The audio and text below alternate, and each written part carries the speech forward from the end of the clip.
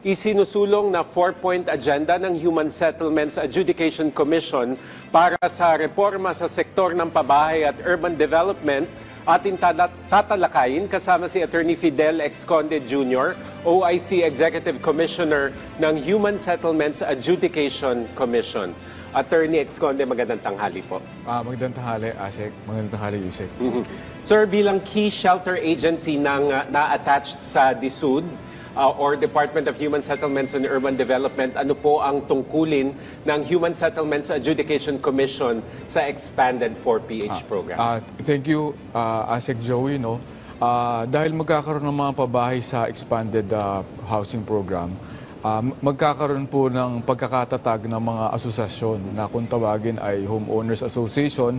Sila po ang magbibigay ng kaayusan at kapayapaan sa ating komunidad. At kasama po dito ang officers, at ang officers po ay binoboto, so dadaan po sila sa proseso. Yung proseso pong yon, kung meron pong dispute among homeowners association, sa amin po ang punta. Parang sa private subdivisions and villages din po. Exactly. Sir, isa sa mga pahayag po ni DSUD Secretary Aliling ang pagpapabilis po ng pagresolba ng mga disputes o kaso patungkol sa housing o human settlements. Ano po ba yung mga hakbang na ginagawa ng inyong tanggapan upang matugunan ang direktibang ito? Thank you, Yusek, sa iyong napakagandang tanong. Kasi yung pagpapabilis, yan ang priority ng ating magiting na secretary, si Secretary Engineer Jose Aliling. At tinukoy niya sa amin na kailangan pabilisin. Ang kaso sa amin sa adjudicator level, parang sa DOJ, sa city prosecutor level, and then pag hindi ka na kontento, aakit ka ng appeal sa DOJ secretary. Sa amin naman sa commission. So pinabilis natin yan. Sa commission level where I'm a part of, dati tumatagal yan ng 2 years sa appeal. Ngayon, average na 6 months. So kapag nag-motion for reconsideration, pinabilis din namin yan. Ngayon, 3 months lang. At katunayan, kung pwede kong idagdag, ang mga desisyon namin, dati, ina-appeal sa Office of the President, nung kami HLRB pa, ngayon, diretso na sa Court of Appeals. So sa Court of Appeals ngayon, 96% ang aming affirmation rate. So malamang sa hindi, puro tama yung aming desisyon. So yun yung mga pagbabago. At syempre, itinugma rin namin, meron din kasi kaming rules of procedure. Parang sa court, merong rules of court. Dito naman, meron din kaming rules of procedure. Tinugma namin sa pangailangan ng taong bayan. So, dati-dati, pag may desisyon ng commission, hindi pa i-implement kung merong appeal sa Court of Appeals dati. So ngayon, sa tulong din ng DOJ ni Secretary Boying Rimulya, nakakuha kami ng DOJ opinion na ang sinasabi, sang-ayon sa aming batas na Republic Act 11201, after ma-release ng commission ang kanyang desisyon, kung walang TRO sa Court of Appeals, kung walang injunction sa Court of Appeals, kahit pa naka-appeal sa Court of Appeals, ay ipapatupad na namin. Yan po ang nag-save ng 5 years from implementation. Kung bibilangan mo yung Court of Appeals na appeal at bibilangan mo yung Supreme Court na appeal, nakatipid po tayo ng 5 taon. Napabilis po natin ang implementation ng 5 taon. Sobrang importante po niyan. Dahil paglabas po ng decisions ng commission, implementation na. Tama. Oo. Tapos, pinasok na rin namin yan sa aming rules of procedure to conform with our rules of procedure. And our rules of procedure came out this year. It took effect July 15. So, it's been 2 weeks in effect. But we already felt how the stakeholders received it, especially the winning parties. They're now confident that they can get justice. Right. Ayan, nabanggit nyo, attorney, yung rules of procedure na ni-revise at 2 weeks pa lang in effect. Pwede nyo po bang further i-elaborate kung paano makaka-apekto ito sa stakeholders? Okay. Aside from that I said earlier, number two, it levels the playing field, no? Kasi sometimes parang the buyer is sometimes in a disadvantaged situation, no? So the law applicable there was PD 957, which until today is good law, no? Essentially, it's a Buyer Protection Act. It's a social legislation. Parang, kumbaga sa labor code, social legislation. Dito naman, para sa maaring para naman sa buyer, it's also a social legislation. So ang ginawa po namin, may nakita po kami, naglagay po kami ng provisional remedy ng attachment.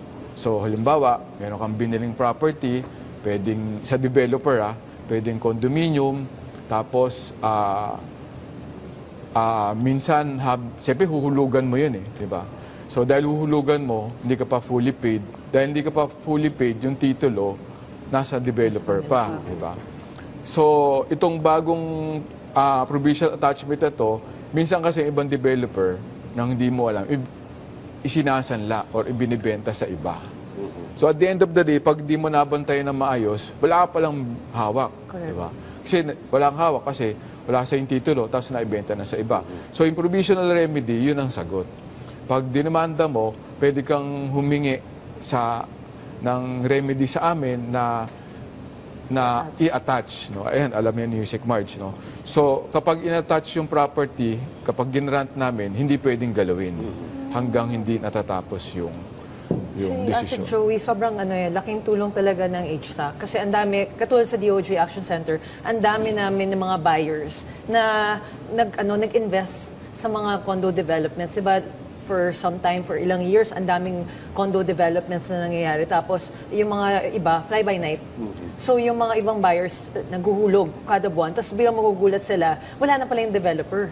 Or naisanla na pala yung property sa iba. So, wala silang habol. So, now that we have itong adjudication procedure with HSAC, nagkakaroon silang remedy na imbes na mag-file sa court, which sometimes take times, nakaharap ka agad sila sa developer kasi pinapatawag nyo, di ba, pareho, sir? Yes, oo. So, laking tulong talaga, sir. Pero, sir, ano po ba yung pinamalaking pagbabagong ginawa po ng HSAC sa 2025 Revised Rules of Procedure po? Again, yung pauna kong sinabi, yung execution pending appeal. Yan ang pinaka most powerful change, no? And it reverberates to the stakeholders because the decision of HASAC becomes more important and potent than ever before. We have been in existence for 5 years and 6 months, so medyo bago pa lang, but this is a game changer. Under the 4-point agenda, sir, ano pa po yung pwedeng asahan ng ating stakeholders? Okay.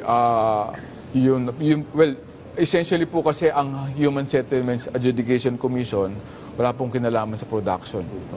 Kasi kami po ang may kinalaman po kami sa adjudication. So, just like sa DOJ, where I also serve as an undersecretary, crucial po yung mabilis no?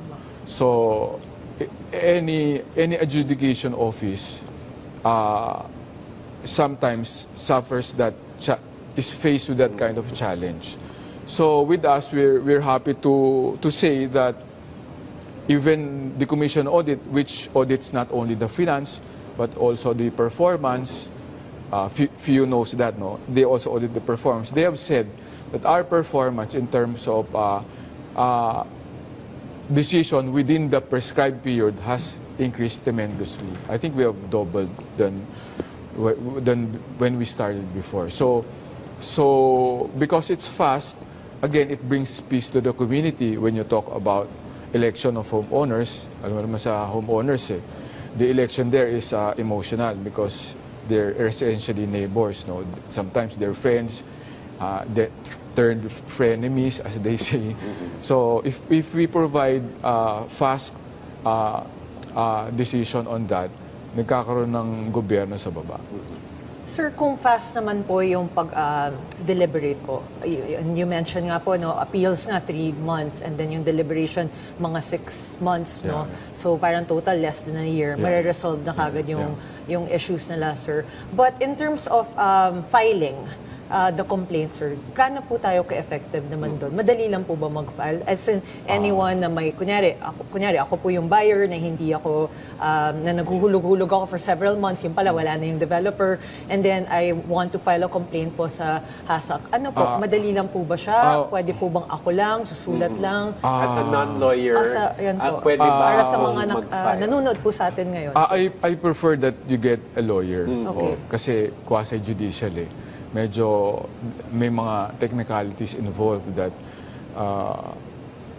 are important too. Parang it's a balance between procedure and substantive, di ba? So, you know that, Yusek. So at the end of the day, it's advisable to get a lawyer. But sometimes, the UP College of Law, they provide legal services. You just have to prove that you're indigent.